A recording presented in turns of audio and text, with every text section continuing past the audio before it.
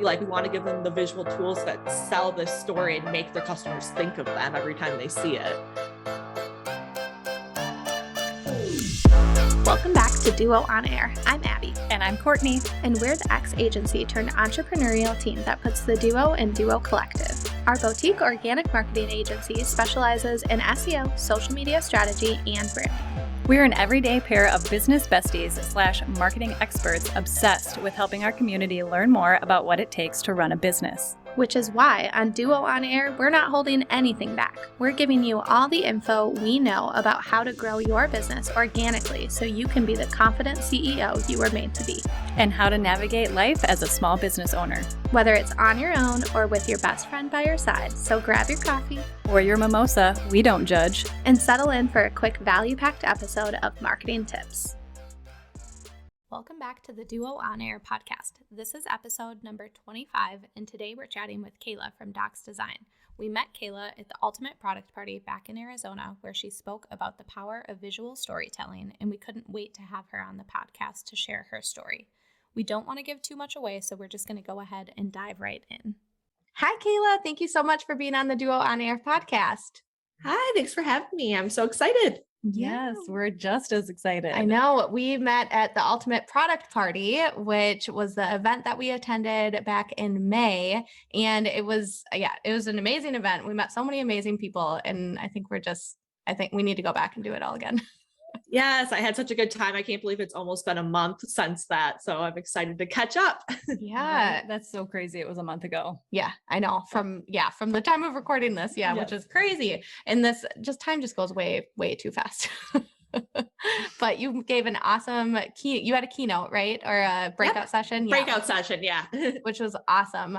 We loved listening to it, and even just like being in the branding space ourselves, it's so fun to connect with other people in the same industry. And yeah, we love it. Yeah, I was going to say, I had so many people, I think, when they heard that I was going to talk about branding, they were like, what are you going to talk about? Because there's so many like different facets of branding. I know you guys are in the space too, and like focus on the strategy side of things as well. So a lot of times when you see that breakout title of Jewelworthy Branding, people are like, whoa, what is this? And they're not quite sure what they're going to expect. So I'm glad that you guys found it enjoyable. Oh my gosh. Yeah. I was actually laughing because I love how you've taken your everything from like your own brand and brought it into like even the nitty gritty details like SEO. Like your SEO title is like how to build a Jewelworthy brand. And it's so cool because you're using keywords, but you're also infusing like your brand into it, and love it. Love it. Yes. Awesome. Yes. I try to practice what I preach. So yeah. Well, you do it well. Yes. So tell us a little bit before we dive into like all things about your business. Tell us a little bit about how you got your start in like the branding space. Yeah, definitely. So I went to art school, had like the big dream that I'm gonna, go to one of these top art schools, graduate, move to New York or Chicago, work at one of like the big agencies like Pentagram or VA, and work my way up from a junior designer all the way to a creative director. So did my grunt work of art school and design school.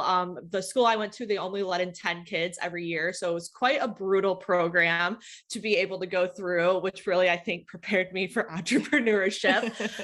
So I was able to graduate with a bachelor's in fine art and graphic design, and did get a job right out of college at one of the top agencies at Midwest. I was working with Target, Georgia Pacific, a lot of those bigger brands. And I absolutely hated it. I was like, oh my gosh, I have planned my entire life around this idea, and it is not what I thought it was going to be. Agency life, they work the young designers crazy hours. You're expected to work overtime and not get paid for it. I just didn't really thrive in an office environment. At the time, I had 2 dachshund puppies as well. I'm a huge dog lover. And like leaving them every day was soul crushing for me. I had to like crate them and get a dog, sitter. I would like rush home at lunch and walk them. So they kind of became a big motivator for me of like, okay, I cannot do this 9-to-5 life. Like I have my fur babies at home. Like I'm more happy like on the couch working with them. How can I take my love for design and make it work? And our school never told us about freelancing, entrepreneurship. That wasn't really talked about, like this one path was what we were all expected to do. So after I kind of started doing some research, luckily where I lived was Grand Rapids in Michigan. It's a huge creative community. I realized that that was an avenue I could actually go down. So I started doing some research, realized that the freelance design space is very saturated, and trying to figure out how I can make myself different. Hence the dogs. I named my business Dox Design after my dachshunds at the time. And I was just really ingrained in the like dog mom community in my local city with the dog parks and the dog groomer and the dog treat businesses. And those naturally became my first clients because that was like what I was into. That was, you know, a really big part of me and what I love.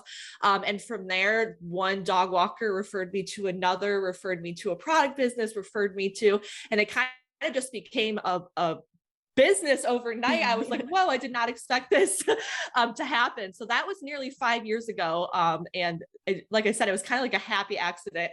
I actually hate saying that because there was a lot of hard work that came into planning, but you know how it goes when you're an entrepreneur, like you kind of just start and then 5 years later you have a business. Mm-hmm. Oh, for sure. I am like shocked that, and I feel like if we dig deep enough, we will find it, but I'm shocked our paths have not crossed because we have the exact same background. Yeah. When you were explaining Really? Yeah. like how you got started, I was like, oh, that's really weird. Like I went to art school.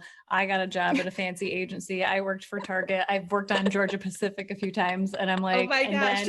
and then I was like, this isn't for me. Like this agency life, Yeah. like everything you explained, it's like, I don't want to climb that corporate ladder. And they make it sound so fancy when you're in art school. And like, especially a lot of my professors, like they almost made you feel bad. Like if you weren't going to go on that path, like you were succeeding. And I don't know how like familiar you guys are with Enneagrams, but I'm at Enneagram 3, which is the achiever. So like hitting goals is very important to me. So like the fact that my professors were like, this is the path you're going to take and these are the goals you're going to hit. And it's like, when you graduate and get into that post-grad life, you're like, oh my gosh, I've had like this vision in my head. And like, this is not what I thought it was going to be at all. So time to reevaluate. Yes, absolutely. absolutely. For sure. Yeah. My dream coming out of school, I went to School of Journalism and Communication, which is kind of where like advertising fell in at the U of M. But in that like bucket, basically, I felt like I wanted to go into the big agency life. I wanted to walk through the skyways, which is like the gerbil hamster of Minneapolis. So it's like what we call them, like the skyways. You never have to go outside in the winter because it's too freaking cold. But I wanted to like dress up every day, work at a big agency, go to fancy client meetings. And like we did that, but it was like, wow, life changes. Yeah. Right. That, yeah. And quickly. I also think like an aspect of it that I didn't realize and something that's really important to me is being a woman in the space as well. I work primarily with women-owned businesses. I can't even tell you the amount of stories I can tell you going into those big client meetings as like a 20-something-year-old woman speaking to mostly white old men executives and them just like talking over me or not listening to me or like, and I'm like, no guys, I went to school for this. I know what I'm doing. I think that was kind of a secondary part that I did not expect of that big corporate agency world, which is why when I started my own thing, I was like, I primarily want to work with women-owned smaller, medium businesses that are passionate about what they do. And they're not just concerned about the money, and they're going to actually listen and value what I and my team bring to the table. Yeah, absolutely. Amen to that. Yep. We agree on all parts. Yeah, absolutely. So tell us a little bit about Dox. What is Dox Design? What do you guys do for your clients? Who do you talked a little bit about who you work with, which I definitely want to dig into, like, because the dog niche. It's evolved. Yeah. Yes, it's evolved. So Dox Design's a full service creative studio. We focus primarily on branding design and packaging design. So we don't really do the strategy side of things. I mean, that's kind of ingrained into the visual work we do, but we really are a team of designers and illustrators. So we like to say that we like work collaboratively with our clients to bring their visual brand story to life through brand identity, which is logo, colors, fonts, illustrations, patterns. We really kind of give them the tool set that they need to like confidently show up in their brand. And then kind of the flip side of that, after we give them the brand, we kind of become their in-house design team to work with. That was something I definitely saw a gap in as I left the agency world, that a lot of these medium-sized businesses can't afford these larger agencies, but they have ongoing design work they need help on, they also can't maybe like hire a full-time designer. So our team kind of helps support all design needs for our clients. A lot of that, like I said, is packaging design, website design, social media graphics, business cards, postcards, all of that stuff. We really kind of design the tangible things for them based on the brand that we create. Yeah, that's awesome. I definitely think there is that gap in the market too, where you do need that like help even after you get your assets in hand to build, especially if you're doing like if you're in stores or you're doing shows or just the collateral that comes with it. Mm-hmm. Yep, definitely. With some of our clients too. They've even asked us, they're like, well, where do we go now for like a business card? And we're like, well, like we can do one-off things for you. And like, we can create your business card too, because I think they just get so lost on, like you said, they can't go to these large agencies because they just can't afford it. And large agencies won't even entertain them. So it's kind of like, who do I work with now? Yeah. My favorite thing I hear from our clients all the time after they go through our branding like program. So we give them, I like to call like the visual toolbox. So all the parts and pieces, and we make it very digestible and easy for them to understand. And then we like set it all up in Canva or Illustrator or whatever they use. And I literally just had a client message me yesterday. She's like, oh my God, I had to make a new sign for my store. I can't even tell you, like, I probably would have spent 2 hours in Canva post doing the branding with you guys. She's like, it literally took me 5 minutes. You had all my fonts there, my colors. I knew like I had which pattern to use. She's like, it's making it so much easier for me. It's like taking that stress off of my shoulders of like having to be a good designer. And then I also hear all the time, like, it's making me more creative. Like I know what my brand is now and I know what I have to work with. So that like mental roadblock of I'm not creative, because I think everyone's creative. You just need to have the right tools to do it. Right. Is really, I think, one of my favorite things I hear from our branding program over and over again. Oh, for sure. Simplicity is key in this space. Like definitely having the consistency and like the simple way to use it for everyone who's not a branding expert. Like that's kind of what you need in order to succeed with your business, or to have like that consistent visuals, those consistent visuals moving forward. I really love the education part of it too, like handing your clients the tools to succeed on their own. Like if they wanted to take a stab at it themselves, I think that's so powerful to not just leave them with beautiful branding and all of these assets, but here's the tools to like develop other things if you want to do it yourself. Or if you don't, you can come back to us and we can help you create those other. That's exactly. Yeah. And I kind of talked about that in my keynote. Like the two things that I always say is picking with purpose and using consistently. So kind of we help with the picking with purpose portion of it when they're going through our branding process. We don't just give them a blue because they say their favorite color is blue. Like we're picking all the visual tools with purpose. There's a meaning behind it. There's a story behind it. And then the consistency factor of like, okay, you just paid for this brand. Now let's actually use it, is us educating them on how to now use these tools in a consistent way so that it becomes a part of their brand. So I always use the example, our brand uses like this bright cobalt blue. I wear it when I can. You can see it's on my wallpaper. Like all of our branding materials, website, we use this blue over and over again. And now it's a visual tool. I have people call it like Dox blue now, or when they see it, they'll like send me a picture of a pair of shoes, like thought you would want these, so that's what we really want all of our clients' brands to be like. We want to give them the visual tools that sell this story and make their customers think of them every time they see it. Absolutely. Yeah. I love that. That might be the title of this episode, Picking with Purpose. Like we might need to do that. That is yeah, it really is. So who would you say has your niche evolved? Like you had mentioned that you started with dog lovers, and obviously I don't think that's ever going away just from even chatting with you, but would love to hear about how your niche has evolved over time too. Yeah. So the first question I always get asked, because we haven't updated our portfolio in like 2 years, but we're in the process of doing it right now. So if you go on our website, you'll see mostly pet projects, and everyone's like, do you only work with dog brands? Okay, answer, no, we don't only work with dog brands, but that is how we got our start. Like I said, when I first started, I wanted to stand out from like all these other freelancers. So when I was branding myself, I was like, what is the story I could tell about me? I'm a huge dog lover. I have 3 dachshunds. Like I just love dogs. My whole house is decorated in dog decor. I am a crazy dog mom. And I was like, and I will attract those people because they know that like crazy dog moms, we stick together in a pack. So no pun intended. But I was like, you know what, we're going to start there. And I'm going to go. I literally had a business card. I like mapped out different cities in Michigan, and there's like at least 3 pet stores in every city. So I was like, there's no shortage of pet companies. And these pet stores all carry pet products. They all know other pet walkers, dog sitters, dog shows. So I literally just started going store to store and being like, hey, I, specialize in pet branding. Like, I'm a dog mom. I get it. I use these products every day. And being able to say that got them to like actually listen to me and be like, oh, like she gets it. Like she gets the love for dogs. So for the first 2 years, all of our clients were primarily pet businesses. And that really helped me get a portfolio under my belt and obviously like get the business going. It's since evolved. I've been in business for 5 years now. And we work primarily with retailers, product companies, and service providers. Is kind of how I've broken it down. And the big one for us is products, because we do a lot of packaging design. So it started with like dog treats and pet accessories and harness companies, and we would do all the retail packaging and the unboxing experience, and that could be translated to any product company. So once people started seeing that I could do that, whether it was for a pet business or not, I started getting a lot of product companies reaching out to me in the food and beverage space, in the beauty space, you name it. I mean, we're rebranding like a candle company right now, a wig company, and a vending machine company.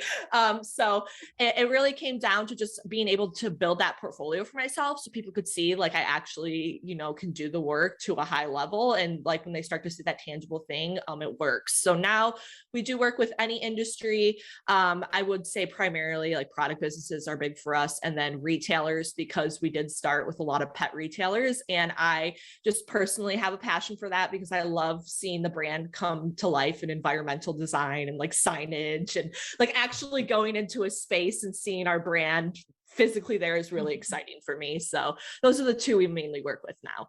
For sure. Fun. I feel like regardless of what industry and everyone listening is, I love your story of how you got started, and like you literally knew your audience, like you knew your niche, you knew who you wanted to target and who you wanted to work with. You didn't say, oh, I have to work with this industry because there's so many of them. You chose that industry, you seeked them out, you found the locations, and then you just talk to them. Like, I feel like in this day and age, we make marketing so complicated and hard. And it's literally just find who you want to talk to and ask them if they want to work with you. Like, you did something so simple that built an incredible business. And I think that's so powerful. Yeah. And I think I credit a lot of my business to the community we have. Like, my clients are like my best friends. We chat every day on Instagram, DM, like we share dog pictures with each other.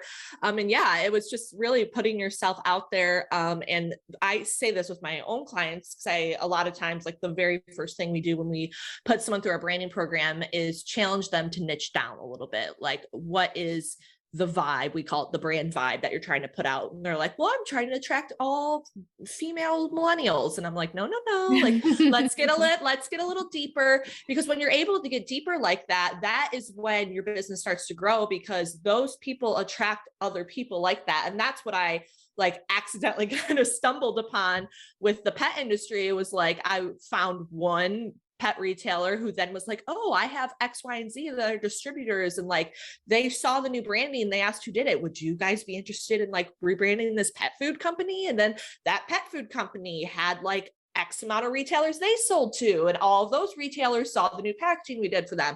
So when you're able to kind of niche down like that, it not only helps tell your story a little bit more, but it helps build that community too.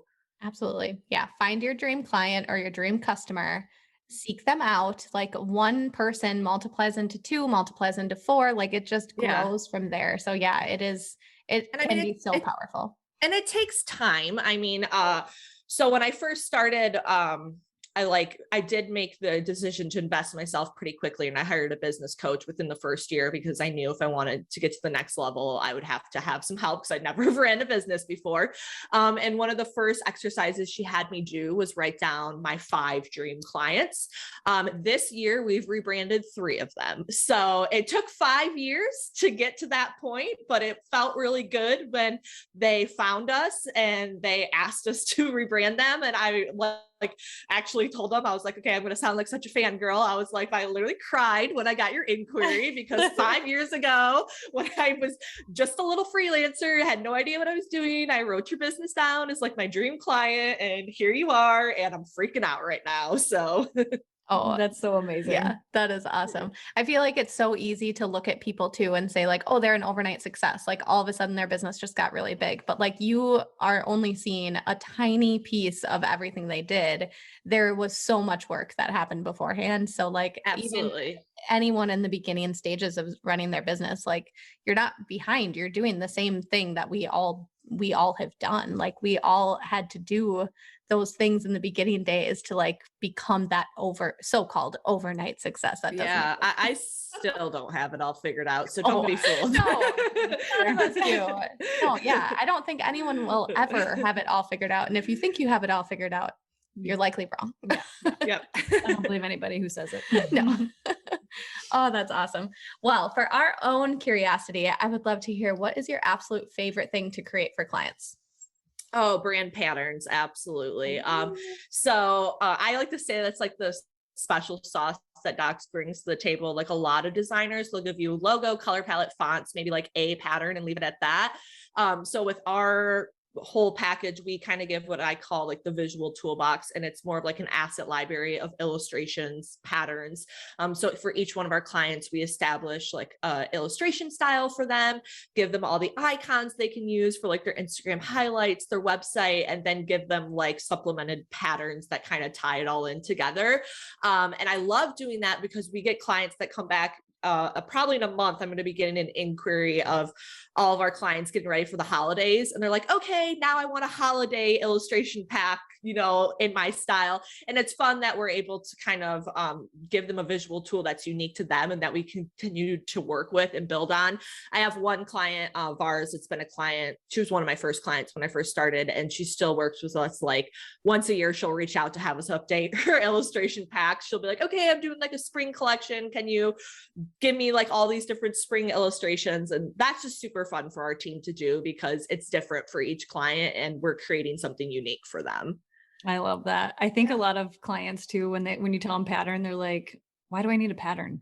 And they're like, I don't understand how will I use this pattern, or what am I going to do with the pattern? Or like a pattern doesn't make sense for my brand. And you're just like, well, you just wait and see. Yeah. I mean, I have clients once they get that pattern that go crazy. I always use the example because I know everyone, it's a business owner, has done this, like Ben and Canva, like trying to put together a business card or a sign last minute with like their two colors and their font. And they're like, why isn't this looking right? Like, why does it look so flat? Why is it not look professional? And it's usually because you're missing like those patterns and illustrations. And if you look around at any big brand, you will see that they have different textures and patterns and illustrations they use, which is usually that like next level layer that you can add that makes you look even more professional and trustworthy. So I have clients after they get their pattern, I would say like almost all of them, and I think it's because of my wallpaper, they all like go and make a wallpaper design out of it and like throw it up in their office or their store, and they'll start making like products out of it. I had one client that went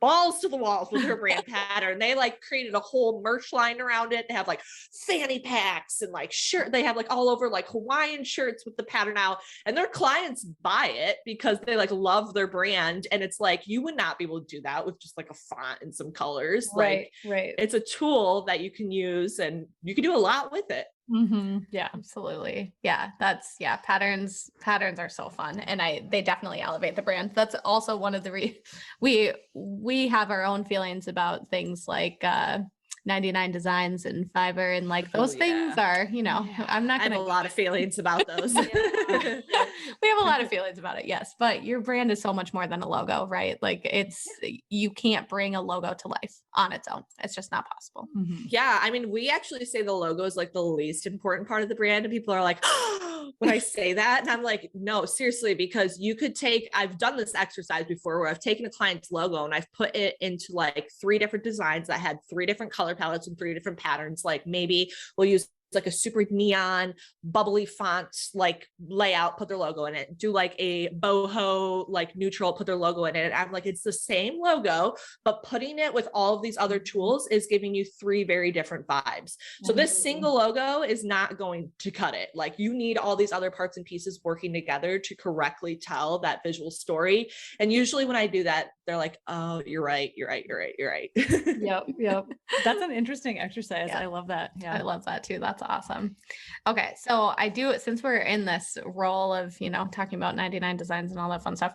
But for everyone who's kind of DIY in their brand at the beginning, like in the early days, right? You don't have a ton of money. Like you have maybe a few $100 to go and spend it somewhere.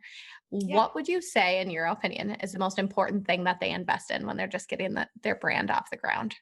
Yeah, well, I would be a bad business owner if I didn't plug our course here. So we do have an online course that's only a couple $100 where I've actually boiled down the exact process that we walk our clients through. And it like breaks it down to exactly what we do with templates for each one. So we do have that tool to utilize. But I would definitely say from the visual side of things, I think obviously like colors are really important, but that pattern and illustration piece. You can find a logo designer that will do it for cheap. I mean, I understand people got to do what they got to do. But instead of spending like $500 on a logo, like if really that is your budget, maybe try to like cheap out a little bit on the logo and then find an illustrator. Or, there's a ton of eager art students out there. Go on Instagram. This is actually how I found a lot of my team members. I went on Instagram and like started searching hashtags, and all these wonderful artists and illustrators were sharing their work. And I started saving some work that I like, reached out to them, asked if they were freelancing. And a lot of them are like, yes, please pay them. Find those people and see if they would be interested in creating that asset library for you. I think that will really help you, really stand out from everyone else, because most people are going to take that 500 and have someone throw together some like Google fonts and like a basic color palette and a not super cool logo. And I don't think that's where money's well spent. I definitely think like that visual asset library. And also kind of before you take that step, make sure that you're doing a little bit of the research part on your end. I think that's something that everyone could do for free. Obviously, there's professionals out there that can help you with your strategy and help you figure out your brand vibe. We actually have a free quiz you can take, but I would challenge you all to sit down and really think about like, what's that emotion you're trying to sell? What is that visual story you're trying to tell? If you guys can do that work beforehand and really come to the table and be like, I started this brand because health was really important to me, and I went through this health journey, and I really want this natural like vibe to come across. That's going to help any designer you go out to and find, create that in a really unique way for you and to help you further tell that story. If you're going to them and you're like, I'm starting a business and I'm selling vitamins and do whatever you want, that's going to be a waste of money, because you're not going to get the tools that would actually help grow your business or sell your product or your service. Yeah, I love that answer. I think that is so smart. And I love the idea of, rather than just going to a large company, like just searching people, like seeking people out on Instagram, even whether they're local or just anyone freelancing anywhere, because we're all just trying to make connections that way. And I think that can be, that built your team. That's cool. Yeah, literally I was searching like hashtag dog illustration, I think, or I don't know. I was like on the hashtags and I started finding like really cool things that people were sharing. I'm like, oh, who's this illustrator? And then I would click, and then I would just like send them a voice memo on Instagram really quick. And just like, it really is just like making those connections and having those conversations. Everyone's just a person. Like, you don't got to be scared. Like, the worst they're going to say is no. And then you just move on and try to find someone else. Yeah, absolutely. Yeah. The worst, we say that all the time. Yeah. Like, what's the worst that can happen? Your ego maybe slightly gets hurt because they say no, but otherwise that's it. Yeah. I'd rather, try and get a no than not try, and you never know. Yep. Absolutely. Okay. I have one more question for you. So I loved, you had a post that you posted just a few weeks ago about like the difference between branding and marketing. And that was like an awesome post, because I think they sometimes do get very confused. So what would you say, and this kind of like got me thinking on this piece of it, but what would you say the most like misunderstood part of branding is? like in general branding your business? Yeah, I think a lot of people do come to me thinking that we do marketing. Like they're like, can you like manage my social media for me? And I'm like, that's not really what we do. Like we can create the graphics for you. I'm trying to remember what that post was. I think it was something along the lines of like marketing is the channels that you are using to put your brand out there, but the brand is the actual story and like foundation of your business. So I say all the time, we come at it from the visual side of things, visual brand identity. So when I'm talking branding, I'm talking about the visual story that you are telling, all the customer touch points from going on your social media and seeing those beautiful Instagram highlights to clicking on your website and then seeing the graphics and the whole design of your website to ordering your product, getting that unboxing experience.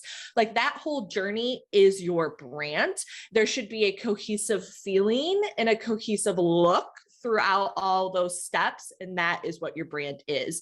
So I say visual storytelling a lot of times, kind of what the vibe is, like what you're really trying to sell beyond just your product or service, because people buy emotion. So what is that? And that is your brand. So I usually, and I did this in the keynote, there's like a little mini exercise we have where we ask everyone to kind of describe their audience and go beyond just like a millennial woman. Okay, where do they live? Where do they shop? What coffee do they order? What music do they listen to? Like, what does their kitchen look like? Like really starting to craft that persona of who they are as a person and how your brand fits into their life will really start to help you kind of get out of those, demographics of like annual income of XYZ, has 3 kids. Like, yeah, that stuff's cool, but it's not going to help like sell that emotion piece unless you're like, no, my millennial like woman that I'm targeting like visits indie record shops and like only will order a cold brew from like a local coffee shop. Obviously that type of person is going to be attracted to something very different than like the millennial who goes to Starbucks and Target. You know what I mean? Like they're 2 very different people. They are both millennial women, but they both are attracted to different emotions and different things. So that's kind of the first exercise. And the second is starting to think about your actual brand and the emotion, the feeling, the impact you want to leave. Like we all started our business for a reason. We all have our own story to tell, whether we were trying to solve a problem, whether we want to make a different impact on our community. And we want to make sure that that's coming across in our brand. Like we want to tell that story. So being able to think of your audience in terms of not just their income and their age, and then thinking of your vibe, I call it like emotion words vibe, in terms of like what you're really trying to communicate, where those 2 intersect is your brand. That's your brand story. Those are the words you want to use when you're picking your colors, when you're writing your copy, when you're thinking about which social media channels to go on. I mean, it kind of encompasses everything. And then once you have those visual tools to use, that's when the marketing comes into play. That's when you can set up the Facebook ads and do the email marketing and do all of that. I think a lot of people like go strictly to the marketing side of thing, which yeah, we got to get our name out there. We got to do things.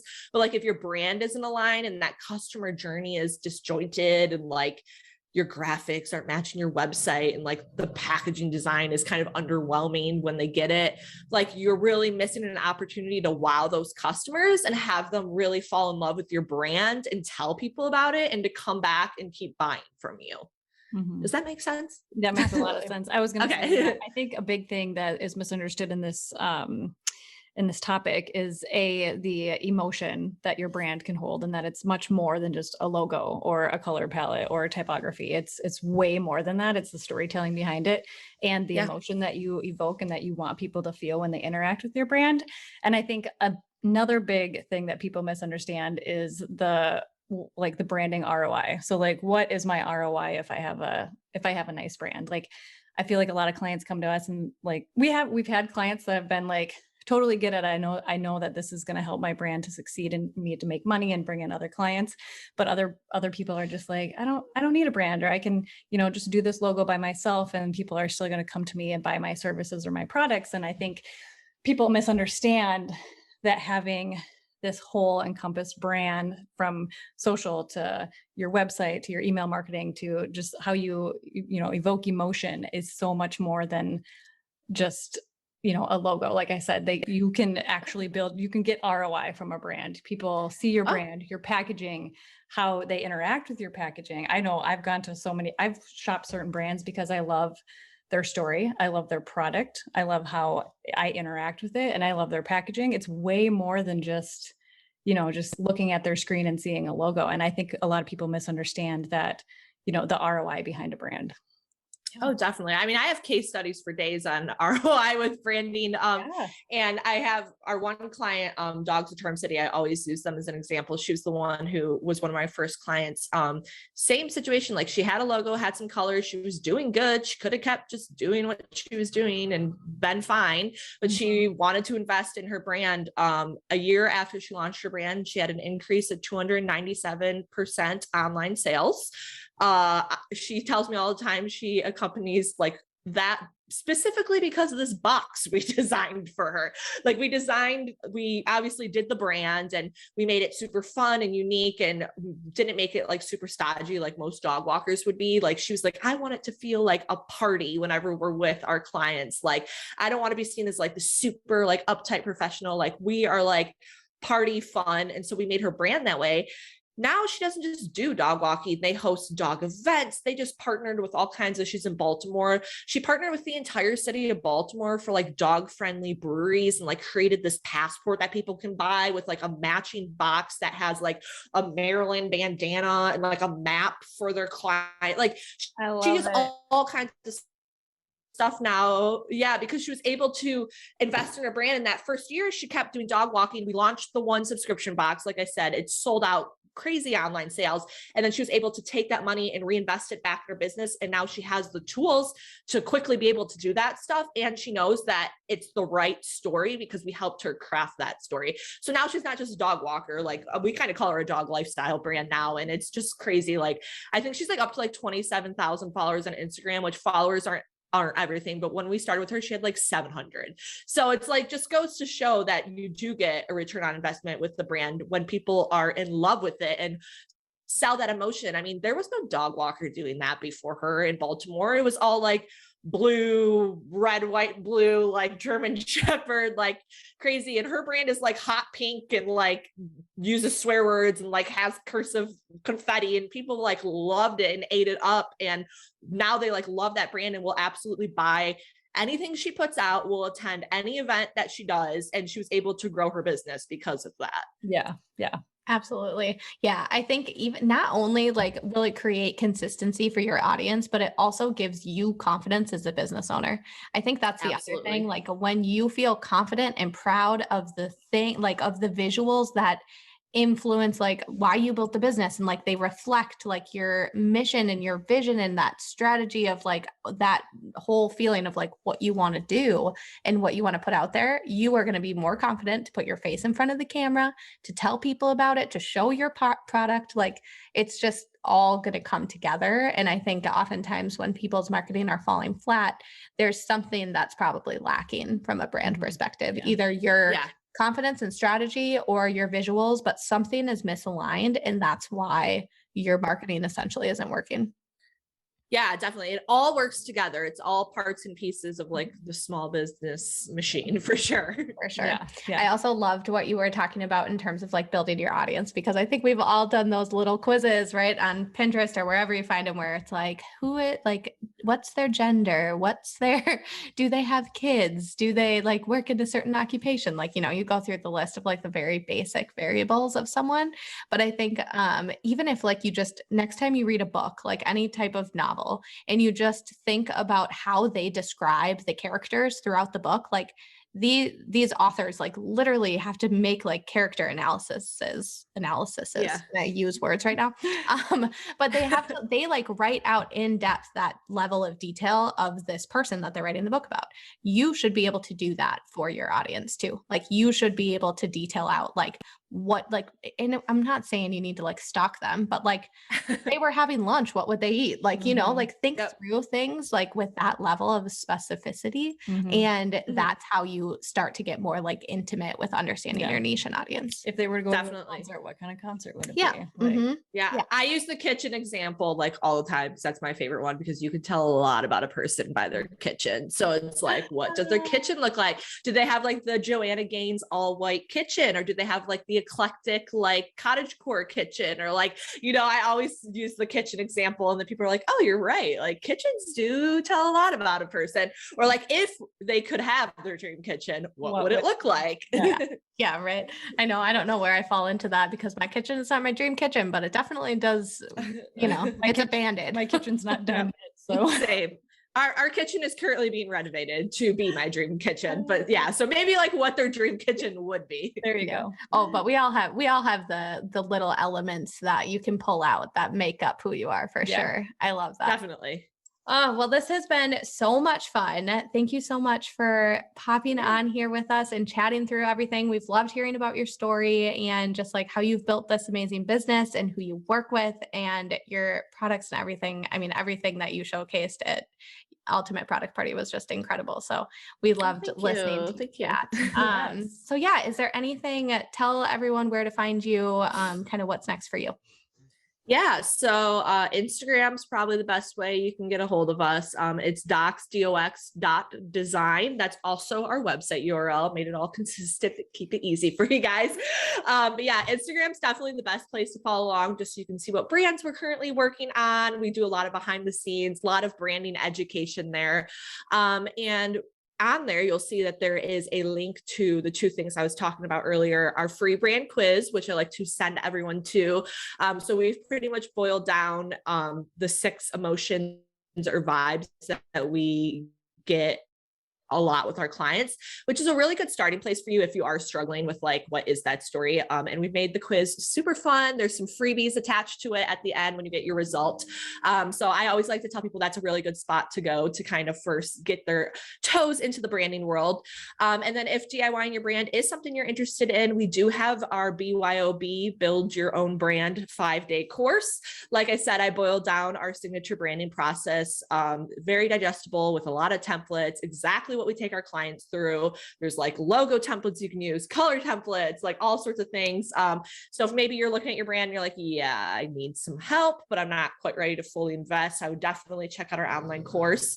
And I will give you guys a code. If you use the code Duo Collective, you will get $97 off of that. So Love it. I also love BYOB. That's an awesome name. yes.